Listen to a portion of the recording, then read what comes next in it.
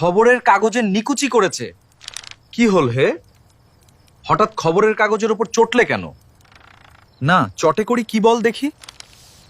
কাগজে নতুন কোনো খবর নেই মাই। পৃথিবীকে তোমার আর পছন্দ হচ্ছে না? তাহলে তুমি আবার মঙ্গল গ্রহে ফিরে যেতে চাও? দেখা দেশ আর দেখতে ইচ্ছে নেই, তার চেয়ে চন্দ্রলোকে যাও ভালো। ওরে বাপরে, সেখানে ভয়ানক শীত হয়। তাহলে পাতালে যাই, চল। চন্দ্রলোকে গেলেও তোমাকে পাতালে থাকতে হবে। সেখানে মাটির ওপরে চিরতুষারের রাজ্য। পণ্ডিতরা তাই সন্দেহ করেন চন্দ্রলোকের জীবরা পাতালে থাকে যান। কিন্তু চন্দ্রলোক যাব কেমন করে সে কথা পরে ভাবা যাবে। আপাতত রামহরির পায়ের আওয়াজ পাচ্ছি।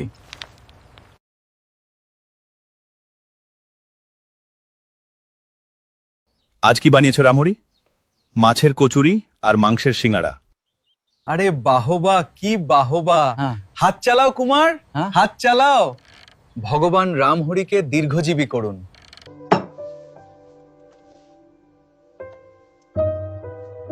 দেখতেই রামহরি। কে ডাকে? একটি ভদ্রলোক তোমাদের সঙ্গে দেখা করতে চান। তাকে বৈঠকখানায় বসিয়ে রেখে এসেছি।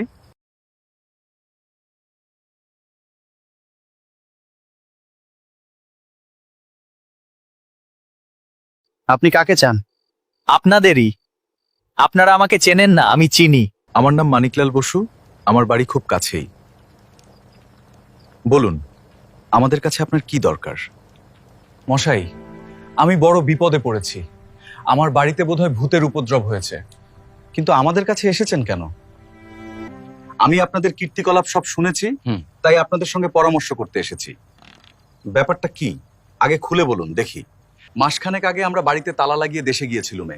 ফিরে এসে দেখি সদর দরজার তালা ভাঙা, ঘরে সব লণ্ডভণ্ড, অথচ কিছুই চুরি যায়নি। তারপর দিন 15 আগে অনেক রাতে আমার ঘুম ভেঙে গেল। জেগে উঠেই শুনলুম আমার কুকুরটা বেজায় চিৎকার করছে না। ঘর থেকে বেরিয়ে দেখি আমার কুকুরটাকে গলা টিপে কে মেরে ফেলেছে, আর তার মুখে লেগে রয়েছে এক খাবালা লোম। কাল রাত্রে হঠাৎ শুনলুম বাড়ির ছাদের ওপর দুমদুম করে পায়ের শব্দ হচ্ছে। বন্দুকটা নিয়ে একটা ফাঁকা আওয়াজ করতেই শব্দ থেমে গেল।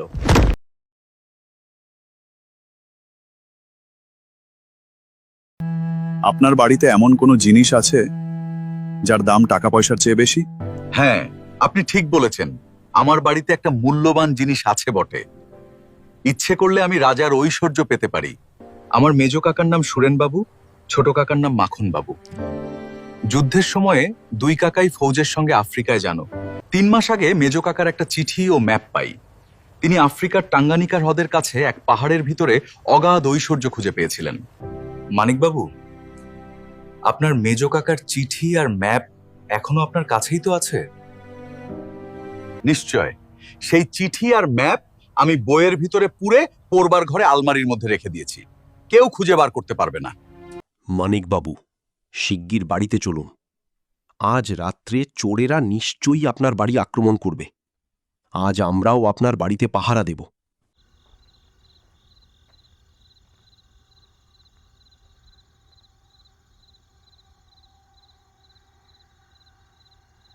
মানিকবাবু, আপনার বাড়ির গায়েই ওই যে মস্ত বড় গাছটা ছাদ ছাড়িয়ে ওপরে উঠেছে, ওটা বোধহয় বট গাছ। কি দেখছেন বলুন দেখি। দেখছি, ও গাছের ভেতরে কেউ লুকিয়ে আছে কিনা। ও সব দেখে শুনে দরকার নেই মশাই। চলুন আমরা বাড়ির ভেতরে গিয়ে দরজায় খিল লাগিয়ে বসে থাকি গে।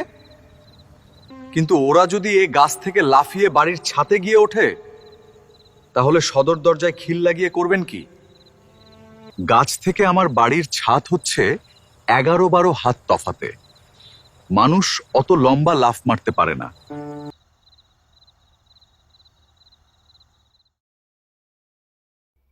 এ ঘরে তালা খুললো কে? আমি নিজের হাতে ঘরে তালা দিয়ে দিয়েছি। আমি যে ভয় করেছিলাম তাই বুঝি ঠিক হলো। দেখুন, ম্যাপ আর চিঠিখানা এখনো আছে কিনা। সর্বনাশ হয়েছে। সে চিঠিও নেই, ম্যাপও নেই। না মানিকবাবু, আমরা ঠিক সময়ে এসে পড়েছি। ঠিক সময়ে এসে পড়েছি না ছাই করেছি? আগে ওই টেবিলের তলায় তাকিয়ে দেখুন। চুরি করে চোর এখনো পালাতে পারেনি। এই কি আপনার নতুন চাকর?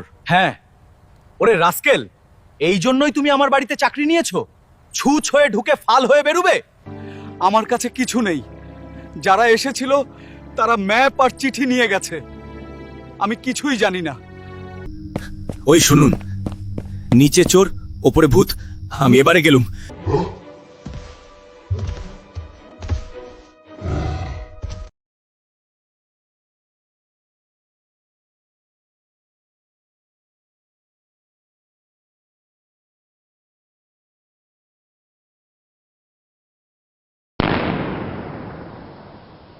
ও কি মানিকবাবু, চোখ বন্ধ করে আছেন কেন? ও বাবা, বন্দুক ছোড়া কি সোজা কথা? কুমার, তুমি দেখ গাছ থেকে কে মাঠে নামছে, মানুষের মতন দেখতে, অথচ আকারে প্রকাণ্ড ও শরীরে কোনো পোশাক পর্যন্ত নেই। আর বন্দুক ছোড়া মিছে। সেটা এখন বন্দুকের নাগালের অনেক বাইরে গিয়ে পড়েছে। আর আশ্চর্য বটে, আমিও কিছু বুঝতে পারলাম না। কিন্তু আমরা কি দেখলুম বিমলবাবু? ভূত? সে কথা পরে ভাবা যাবে। এখন আসুন মাঠে যাই, দেখা যাক কে সেখানে গেছে।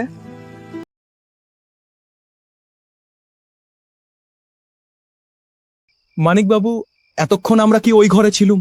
হ্যাঁ, কুমার, এ ঘরের ঠিক নিচেই মাঠের ওপর খামের মতো সাদা কি একটা পড়ে আছে, দেখতো।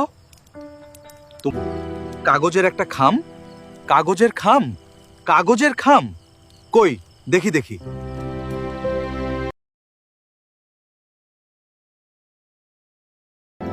এই যে আমার হারা নিধি, এরই ভিতরে সেই হারিয়ে যাওয়া চিঠি আর ম্যাপ আছে। চিঠি আর ম্যাপ চোরেরা নিয়ে যেতে পারেনি।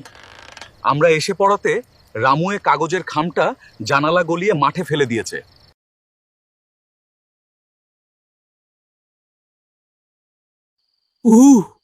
বিমলবাবু, আপনার কি বুদ্ধি, আমি বুঝতেই পারিনি। আপনার জিনিস তো ফিরিয়ে পেলেন, এখন ওই গাছের কাছে গিয়ে পায়ের দাগগুলো দেখে আসি। চলুন। চোরেদের দলে লোক ছিল 5 জন। হ্যাঁ, কিন্তু সেই 5 জনের ভেতর একজন হচ্ছে অসাধারণ লোক। অসাধারণ লোক সে আবার কি? এই দাগটার দিকে ভালো করে তাকিয়ে দেখুন। যার পায়ের এই দাগ, তার পা হচ্ছে সাধারণ মানুষের পায়ের চেয়ে প্রায় 2 গুণ বড়। এ কি মানুষের পায়ের দাগ না দানবের? ও বাবা, চোরেরা কি একটা পোষা দৈত্য নিয়ে চুরি করতে এসেছে? আমরা দূর থেকে ছায়ার মতন তাকে একবার দেখেছি, প্রকাণ্ড কালো চেহারা। ও বাবা, যদি সে আবার ফিরে আসে।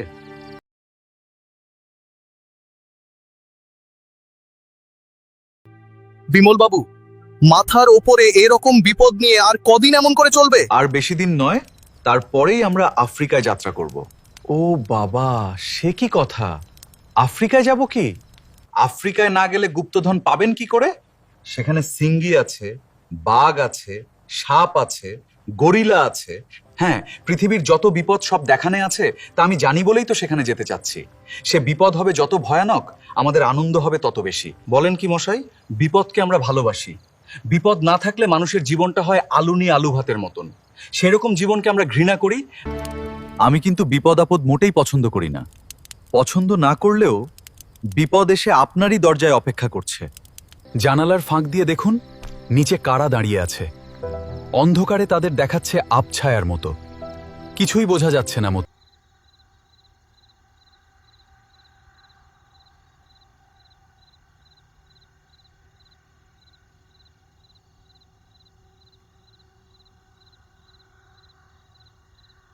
ভালো করে খুঁজে দেখ। না, সে কাগজের মোড়কটা এখানে নেই। আর খোঁজা মিছে। আমাদের আগে কেউ এসেছিল, ওই খামটা নিশ্চয় সে কুড়িয়ে নিয়ে গেছে। নিয়ে আর যাবে কোথায়? দেখছি আমাদের বাড়ির ভেতরে ঢুকতে হবে। ঘটোৎকচ, আমাদের সঙ্গে আয়, আবার গাছে চড়তে হবে। হ্যাঁ বন্ধুগণ, আমরাও তোমাদের আদর করবার জন্য প্রস্তুত হয়ে আছি। কুমার, বন্দুকটা এগিয়ে দাও তো।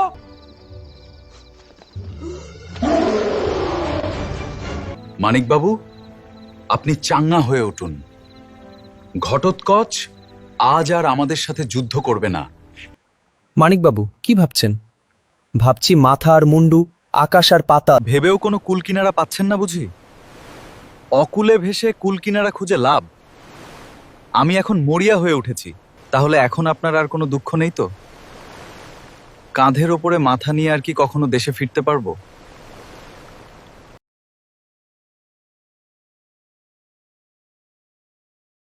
মানিকবাবুর সঙ্গে কি কথা হচ্ছে কুমার? দেশ ছেড়ে মানিকবাবুর বড় দুঃখ হয়েছে। তা তো হবেই কুমার, তাই হওয়াই তো উচিত। দেশ ছাড়তে যার মনে দুঃখ হয় না, আমি তাকে ঘৃণা করি।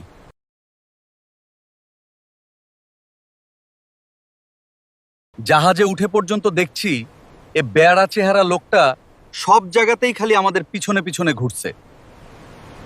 কেউ আর আমাদের পিছুই বা নিয়েছে কেন?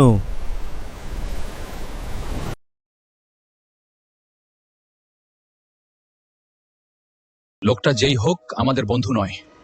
বন্ধু নয়, শত্রু। তবে কি বুঝতে হবে শত্রুরাও আমাদের সঙ্গে সঙ্গে এই জাহাজে চড়ে আফ্রিকায় যাচ্ছে? এই কাফরিটা সত্য সত্যই আমাদের শত্রু কিনা তাও ঠিক করে বলা যায় না। আমি বলতে পারি এই লোকটা হচ্ছে আপনার সেই ঘটোৎকচ। না মানিকবাবু, না। ঘটোৎকচের চেহারা এতটা ভদ্র হতে পারে না। ও বাবা, এ কাফরিটার চেহারা হলো আপনার কাছে ভদ্র? না, আমার কাছে নয়, কিন্তু ঘটোৎকচের কাছে ওর চেহারা ভদ্র বই কি। ঘটোৎকচকে সামনে দেখলে আপনি এখনই মূর্ছা যেতেন। ও বাবা, সে আবার কি? কি করে জানলেন আপনি? আমার কাছে প্রমাণ আঁকে দিয়েছিলে।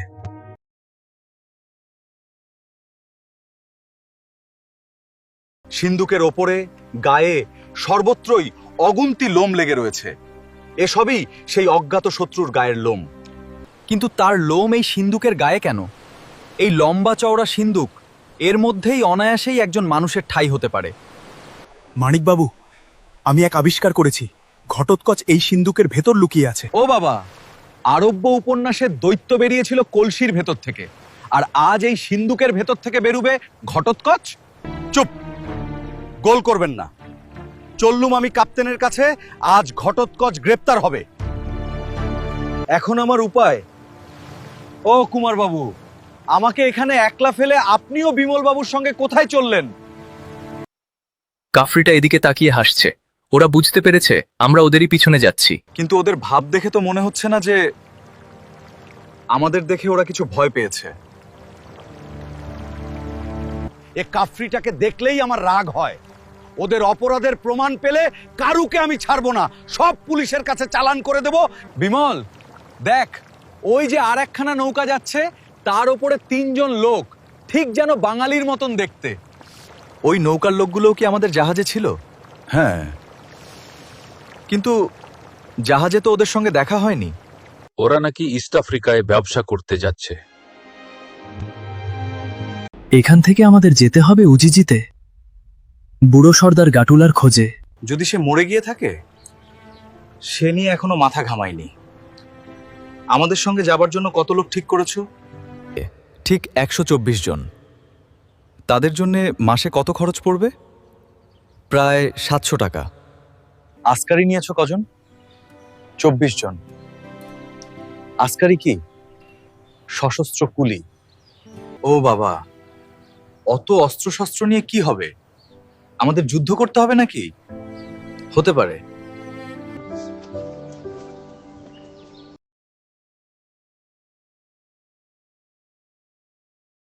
মানিকবাবুর মেজো কাকা যে ম্যাপ দিয়েছেন, সেখানে তুমি কোথায় রেখেছো? ভিতরকার পকেটে আছে।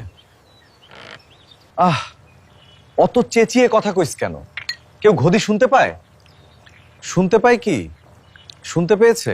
তার মানে আমাদের সামনে যে থামটা রয়েছে, ওর আড়ালে দাঁড়িয়ে একজন লোক এতক্ষণ আমাদের কথা শুনছিল।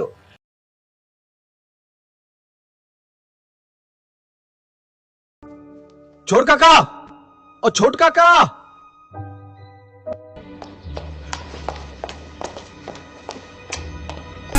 কি আশ্চর্য! আমি এত চেঁচিয়ে ডাকলুম, তবু উনি শুনতে পেলেন না।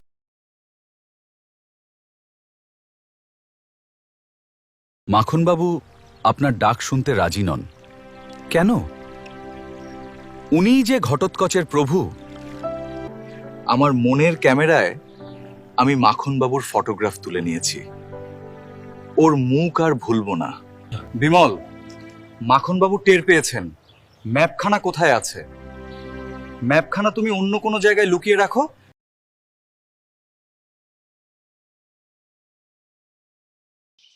দেশ থেকে টেনে এনে কেন আপনারা আমাকে অবঘাতে মারতে চান?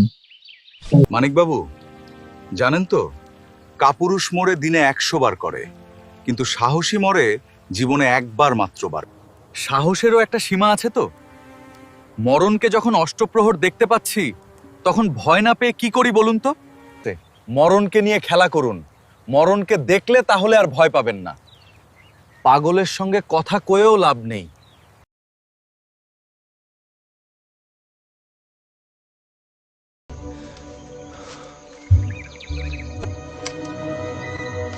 বিমল, আর রক্ষে নেই, আমাদের অন্তিম কাল উপস্থিত।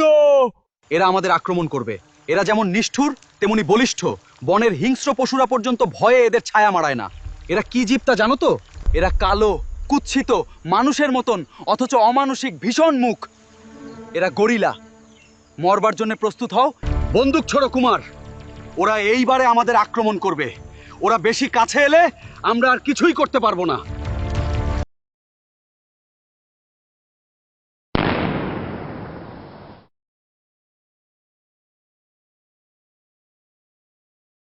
কারা যেন ধেয়ে আসছে। ওরা কারা আসছে? ওদের দেখে এমনকি গরিলারাও ভয় পালিয়ে গেল। ধেয়ে আসছে ওরা, হাতির দল। আমাদের বন্দুকের আওয়াজে ওরা ভয় পেয়েছে।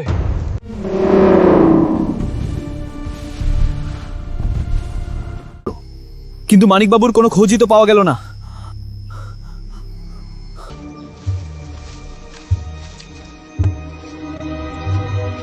মানিকবাবু আর হয়তো নেই, সেটা আমাদের দোষ নয়।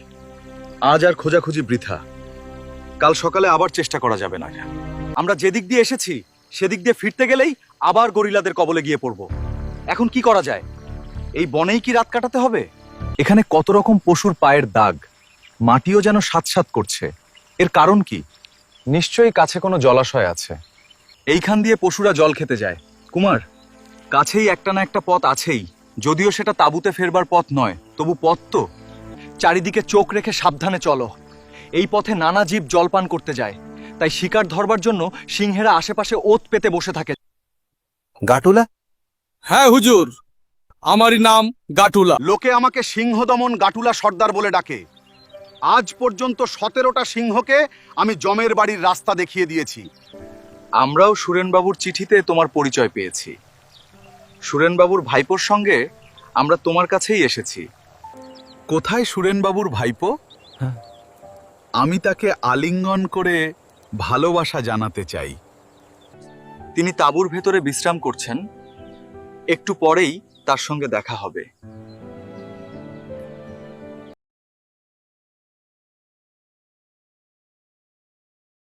আপনারা কেন এসেছেন তা আমি জানি। আপনারা যে শীঘ্রই আমার কাছে আসবেন তাও আমি কাল রাতেই টের পেয়েছিলাম। শিগগির গাছের আড়ালে এসে দাঁড়ান, দেখছেন না আরো বর্ষা আসছে। ওয়া কিকু জাতের যোদ্ধারাই এরকম বর্ষা ব্যবহার করে, কিন্তু তারা আমাদের আক্রমণ করলো কেন? সর্দার, ওয়া কিকু কাদের বলে? তারা আমাদেরই বা আক্রমণ করলো কেন? এটা কিছুতেই আমার মাথায় ঢুকছে না। তারা অসভ্য জাতের লোক। কেনিয়ার ক্যাডং নদীর ধারে তাদের বাস। তারা লড়াই করতে খুব ভালোবাসে আর ভারী নিষ্ঠুর। কিন্তু তারা এ মুল্লুকে এলো কেন? আমি হুলুম গিয়ে সিংহদমন গাটুলা সর্দার, আমাকেও তারা ধাঁধায় ফেললো দেখছি। কোনো ভাবনা নেই সর্দার। এ জঙ্গলের ভিতর থেকে আমাদের লক্ষ্য করে কারা বর্ষা ছুটছে, তাদের তাড়িয়ে দাও। এ পৃথিবীতে নিছক দুঃখ বলে যে কিছুই নেই, সেটা আমি বেশ বুঝতে পারছি। এত বড় সত্যি কথাটা ফস করে বুঝে ফেললেন কেমন করে মানিকবাবু? ও বাবা, তার বুঝবো না? এই হাড় ভাঙা হাঁটুনিতে আর খাটুনিতে এতদিনে নিশ্চয়ই আমি অক্কা লাভ করতুম। তাহলে কাবাগো পাহাড়ের ভূতের দলও আপনার কিছুই করতে পারবে না। কেমন মানিকবাবু, আপনি এই কথাটা বলতে চান তো? ওই তো আপনাদের দোষ। সব সময় ওইসব ভূত প্রেতের কথা মনে করিয়ে দেন কেন? যাদের নামেই আপনার বদহজম হয় তাদের কাছে গেলে আপনি কি করবেন?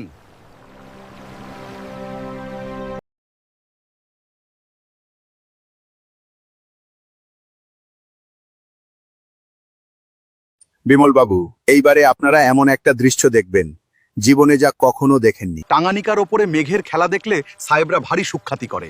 আমি সিংহদমন গাটুলা সর্দার, আমিও বলছি সত্যিই সে এক আশ্চর্য দৃশ্য। কিন্তু গাটুলা, ঘন বিদ্যুৎ ভরা মেঘখানা ক্রমেই এগিয়ে আসছে। ঝড় বৃষ্টি আসবার আগেই আমাদের ছাউনি পাততে হবে যে। আমি হলুম সিংহদমন গাটুলা সর্দার, আমার কাজে আজ পর্যন্ত কেউ খুঁত ধরতে পারেনি। ছাউনি পাতবার ব্যবস্থা না করেই কি মেঘের খেলা দেখতে এসেছি? মেঘের যে এমন ঘন কাজল রং হতে পারে, বিদ্যুতের খেলা যে এত দ্রুত হতে পারে, বজ্রের গর্জন যে এত ভীষণ হতে পারে, আগে তা জানতাম না। বিমল বাবু, তাড়াতাড়ি তাঁবুর দিকে যান।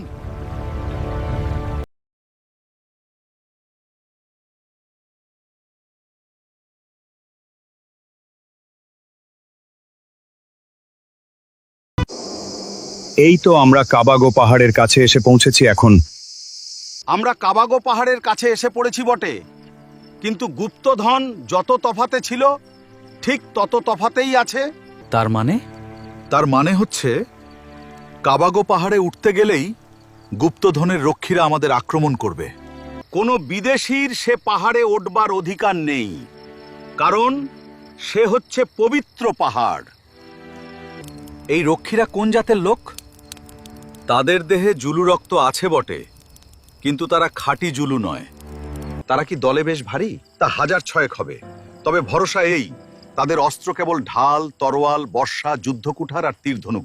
তাদের দলে 2-1টার বেশি বন্দুক নেই, তাও সেকেলে বন্দুক। খুব ভালো কথা, আমাদের দলে বন্দুক আছে 40টা। তবে আর ভয় কিসের? তারা যদি পাহাড়ের আড়াল থেকে তীর আর বর্ষা ছোড়ে, তাহলে আপনারা কি করবেন? তা নিয়ে এখন মাথা ঘামাবার দরকার নেই। অবস্থা বুঝে ব্যবস্থা করব। মানলুম, কিন্তু রক্ষীদের হাত থেকে পার পেলেও রক্ষে নেই। তারপর আছে যক্ষের দল, তারা পাহারা দেয় গুহার ভিতরে। সেই গুহাকে খালি গুহা বললে ভুল হবে, সে হচ্ছে প্রকাণ্ড এক গুহানগর। সে গুহানগরে কি আছে আর কি নেই আমি তা জানি না।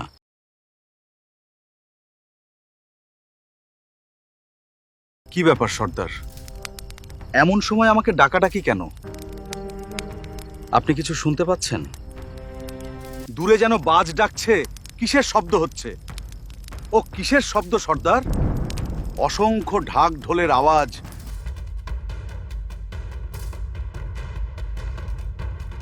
ঢাক ঢোল? এই নিবিড় বনে ঢাক ঢোল বাজায় কারা? কাবাগো পাহাড়ের রক্ষীরা। তারা যুদ্ধের বাজনা বাজাচ্ছে।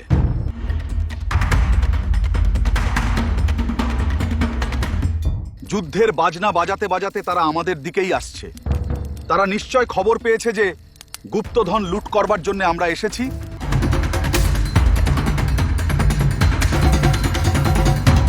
এখন বুঝছেন বিমল বাবু, গুপ্তধনের আশা কত বড় দুরাশা?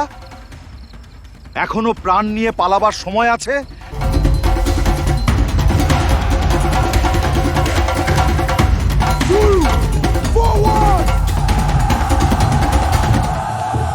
বাঙালির ছেলে প্রাণ নিয়ে পালাতে শেখেনি সর্দার। আমরা যুদ্ধ করব। বাহাদুর মরদের বাচ্চা, তোমার সঙ্গে মরেও আমোদ পাওয়া যাবে।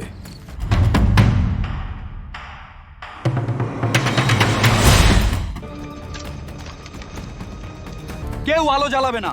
বন জঙ্গলের আড়ালে গা ঢেকে সবাই ছড়িয়ে পড়। প্রত্যেক 2-3 জন লোকের পরে একজন করে বন্দুকধারী আস্কারি থাক। সর্দার, এখন আর দাঁড়িয়ে দাঁড়িয়ে ভাববার সময় নেই। যা বললুম করো। বিমল বাবু, তুমি তাহলে সত্যিই যুদ্ধ করবে? যুদ্ধ করব না তো কি করব? এখানে দাঁড়িয়ে দাঁড়িয়ে মরতেও পারবো না, আর কাপুরুষের মতন পালাতেও পারবো না। আমি কি করি দেখ। বন্ধুগণ, তোমরা খুব চিৎকার করতে করতে যে দিক দিয়ে আমরা এসেছি সেই দিকেই ছুটতে শুরু কর।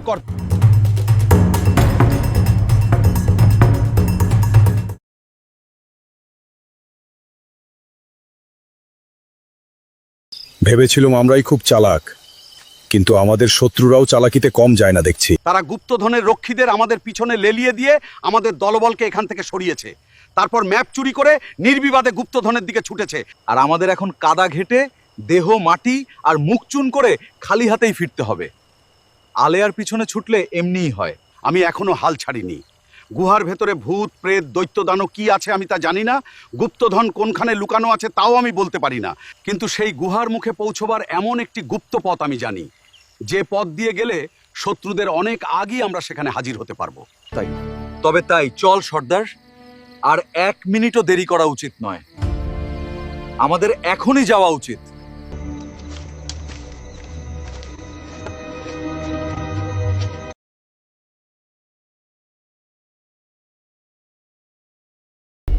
গাটুলা সর্দার, এরা মানুষ নয়, তবে কি সত্যিই এরা জক? এদেশের এক অদ্ভুত রীতি আছে।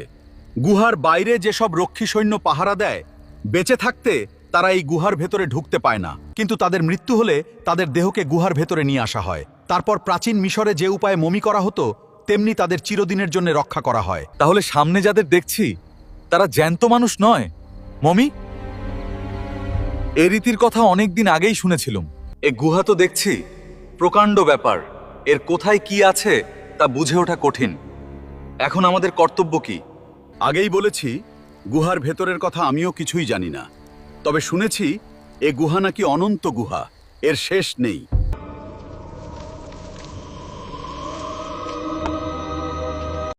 জখেরা জেগে উঠেছে, ওই বড় পাথরখানার আড়ালে লুকিয়ে পড়ি, এসো।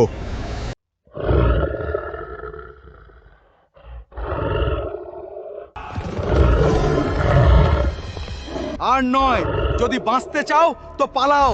ওই শোনো, শত শত সিংহ চিৎকার করতে করতে এদিকে এগিয়ে আসছে। যারা ভেতরে গেছে তারা আর ফিরবে না, আমরাও ভেতরে থাকলে আর বাইরের আলো দেখতে পাবো না। এসো।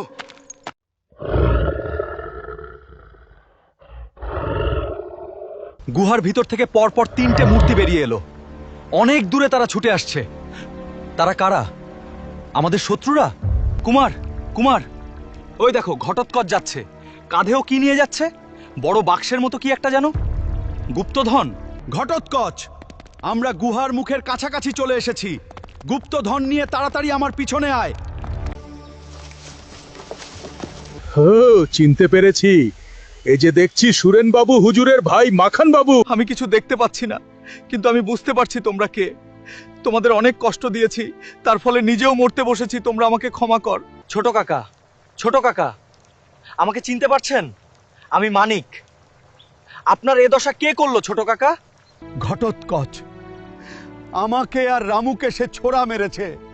গুপ্তধন সে একলাই ভোগ করতে চায়। গুপ্তধন? আপনারা কি গুহার ভিতরে শেষ পর্যন্ত গুপ্তধন পেয়েছেন? কোথায় সে গুপ্তধন? গুহায় যা আছে তার তুলনায় যা পেয়েছি তা যৎসামান্য, কিন্তু সে পাপের ফল আমার ভোগে এলো না। আমার বুক ফেটে যাচ্ছে মানিক, মানিক।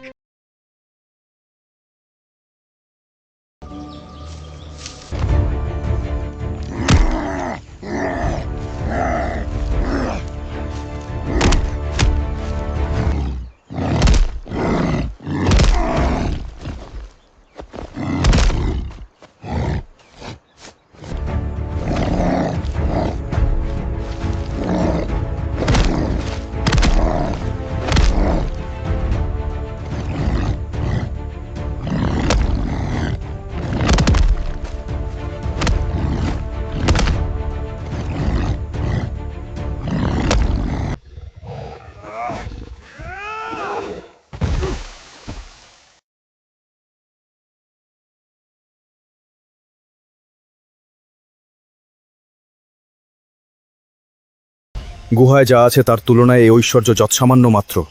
সে গুহার গুপ্ত কথা জানা হলো না। থাক থাক, যা জেনেছি তাই যথেষ্ট, আর বেশি কিছু জানতে হবে না। এখন প্রাণ নিয়ে ঘরের ছেলে ঘরে ফেরা যাক।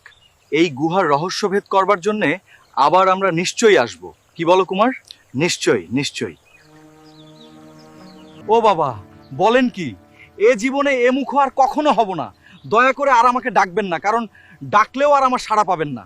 বাবুজি, আবার যদি আপনারা এখানে আসেন তাহলে ঠিক সিংহদমন গাটুলা সর্দারকে আপনাদের সঙ্গে দেখতে পাবেন।